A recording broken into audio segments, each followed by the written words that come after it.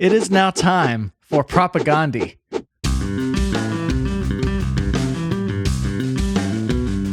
What's up, guys? Welcome back to Low End University. Just the other day, I covered Blood Meat by Protest the Hero. Love that band, love that song. But I went and bought the tab book to learn the song directly from the band over at Sheet Happens Publishing.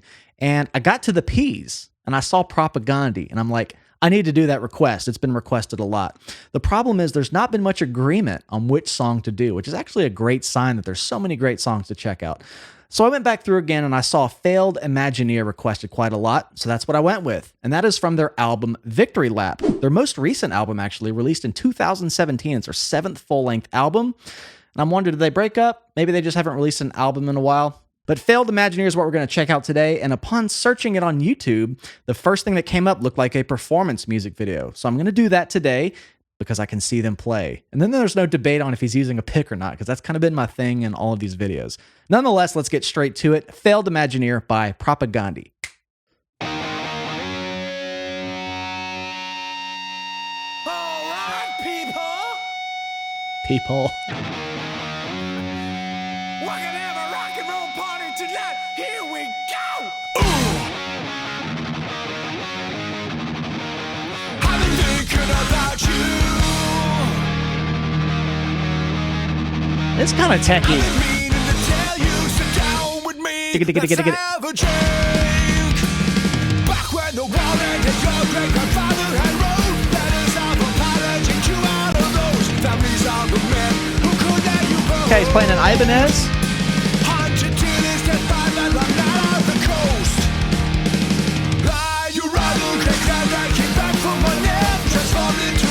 Ooh, good vocals.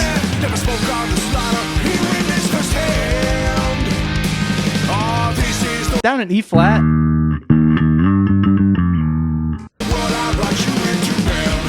This is a short ripper. We're almost halfway done.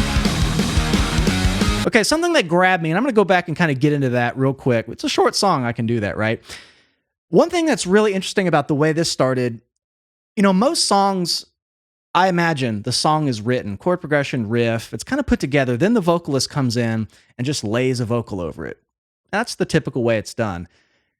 It almost sounds like this song was completely written around that vocal phrasing and delivery.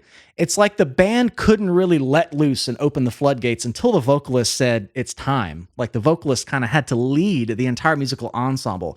It felt like the rest of the band is completely riding on all the breaks in the vocals. Vocalist just kind of leading the whole musical phrase. Listen to that. The band starts and stops really abruptly. There's a lot of breaks, which reading the lyrics, I'm going to go back and kind of pay attention to that. Sometimes that's good to kind of stop on key phrases. They're a little bit more impactful when it just stops and the vocal kind of hangs over with the word. I noticed Tool does that a lot. It's just like really intentional placement of words and rests and breaks. And great bass tone. Started out ripping some arpeggios, going up really high. So I'm going to go back and kind of catch that, but that was just an interesting kind of start-stop thing led by the vocals. Here we go. Yeah, that's really techy. I've been thinking about you. Yeah, right there. Da-da-da. It's just such a strong singular unison. I've been meaning to tell you, sit down with me. Let's have Like a this part. Back when the world ended, your great grandfather That really grabs you. It's very captivating.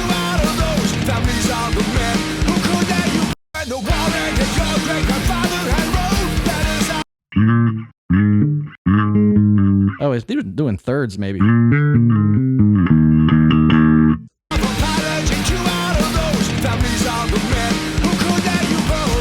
Nope. Fits. It's a great bass tone. Really clean, cutting through.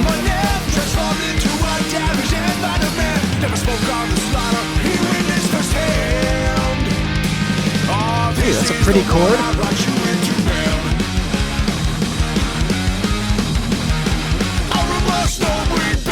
I haven't really seen his right hand. Looks like fingers.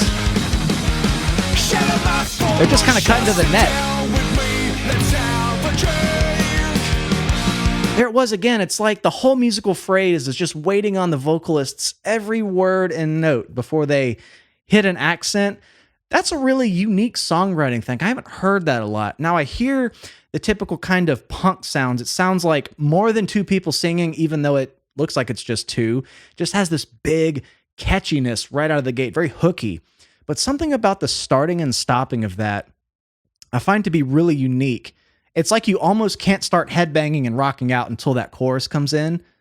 You're just kind of kept waiting in that rhythmic uncertainty. I think that's really interesting.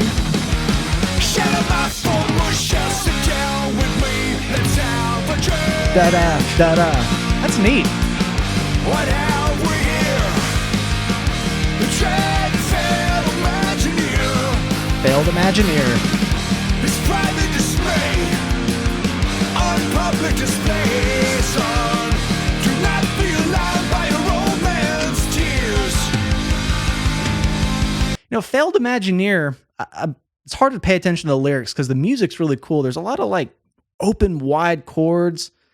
And it sounds like the guitar chords are just playing upper extended chord notes, you know, higher than just a power chord. Lots of thirds, ringing out stuff, very rich chords.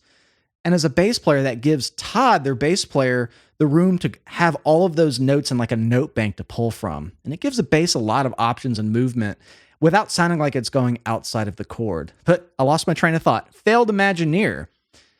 Does that mean like you failed at your dreams, you're imagining? Engineer, Imagineer? That's kind of a catchy song name. I'm going to go back here and just literally try to read the lyrics because that's a cool phrase. Sit down with me. Sit down with me. Let's have What have we here?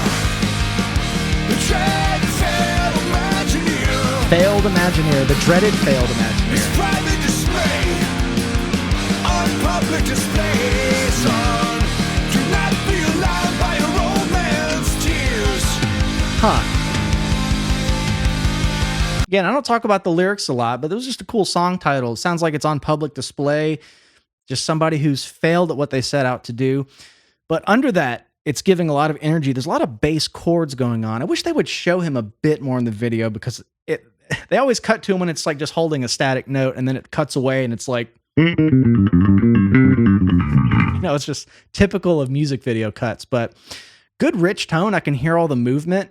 And I think those bass parts that are more busy like this are always made more appropriate when the other chordal soundscape put on by, let's say, a piano player, keys player in a band, obviously not this one, but two guitars kind of doing opposite parts, rich open chords. It's just a playground for us bass players to run amok and add extra notes without it sounding busy, really going outside of the chords into those upper thirds and fifths, which, you know, a bass player is essentially elongating a chord anyway. And that's just a cool part about you can put rhythm to that and make a great bass line. And I hear that just chugging underneath here. Public display, son. Okay. Do not be alarmed by your old man's tears. Yeah, all those rich notes in there. Old man, Just nice. Beautiful. it's okay. Oh, finally. Woo! Every dog has his day. Sit down with me. Let's have a drink. That's a cool little thing. You know, it's like they almost went to a bridge. I don't know if there's time for a bridge in a 2-minute song. Just kind of a different verse, kind of a bit of a broken down section dynamically. I'm just going to call it a bridge. Kind of took a bass solo under that, and it almost stepped over the vocals a bit. And not in a bad way, but it's like the whole song was depending on the phrasing of the vocals this whole time, especially those like really rigid stops and starts. Cool unison thing. But it's like this time bass player just said, I'm going to take a lead in a solo no matter what's going on and branch out as we wrap up this song. Cool technique as well. I talked about this in the last video, Hot Water Music. It's good when bass can kind of meet the vocals and either kind of mirror their melody, mirror their note range, or completely contrast them with a melody that almost adds some counterpoint to the vocals. And that's a bit of what's going on here. I wouldn't say it's tons of counterpoint because the vocals are kind of static in their pitch, but it's a cool Cool different take on the bass that was playing earlier on. It's okay. Yeah. He goes way up here.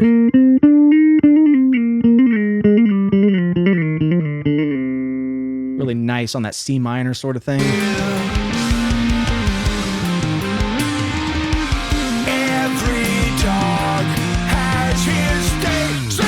Yeah, listen under that. Listen when he does this solo. It's like all of those rich kind of, I don't want to say cluster chords, but they're kind of just great chord voicings in the guitars. It just fills out the foundation when the bass player leaves that lower range. I mean, he's up in guitar territory now. Might get slapped on the hand for that. But it doesn't feel like it loses any of that bottom end because of the way the guitar chords are voiced. I can tell these are pretty technical players, of course. We have the digga-digga-digga-digga, just really tech kind of foundation, but this doesn't sound like heavy necessarily. So I'm wondering if they have a part of their discography or some albums that really get heavy, because it's like all the elements are there, but they're kind of doing a more soft touch on it, softer approach. Pretty cool sound. It's okay.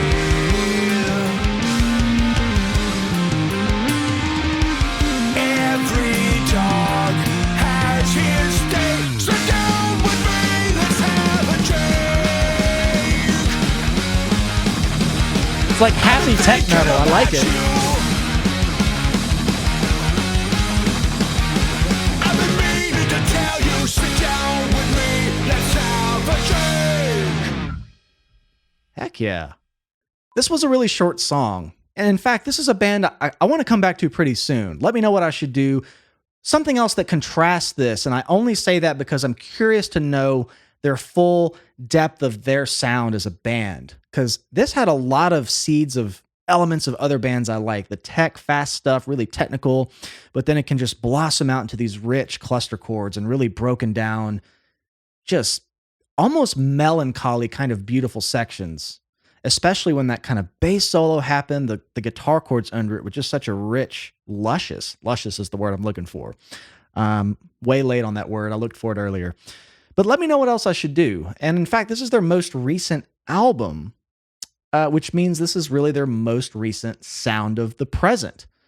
And I saw they had a bunch of albums before this, Victory Lap being their album, their seventh album, their seventh release. So I'd love to go back and check out some other stuff. Let me know what it should be. But really cool band. I feel like this song was almost too short to really grasp what the band are capable of stylistically. And sometimes in the 2-minute songs, punk songs I do, it's kind of like fully closed up. This sounded like it could have gone on somewhere else on the rest of the album. And sometimes I pick up that on a track. It's like a track that wasn't meant to be necessarily standalone, but it's kind of bridging something else on the record. So love to revisit them. Thank you guys for requesting them. In fact, this request for this band has been around a long time before I did any punk videos, and it just started coming back up. So if you've been waiting for it, thanks for your patience. Very cool. I would love to know more. Please like and subscribe. I appreciate you guys hanging out with me. Again, if you want to support the channel further, please come hang out at Patreon. Lessons, licks, tracks, helix patches, and reactions you can't find on YouTube. I love you all. Cheers. We'll see you next time.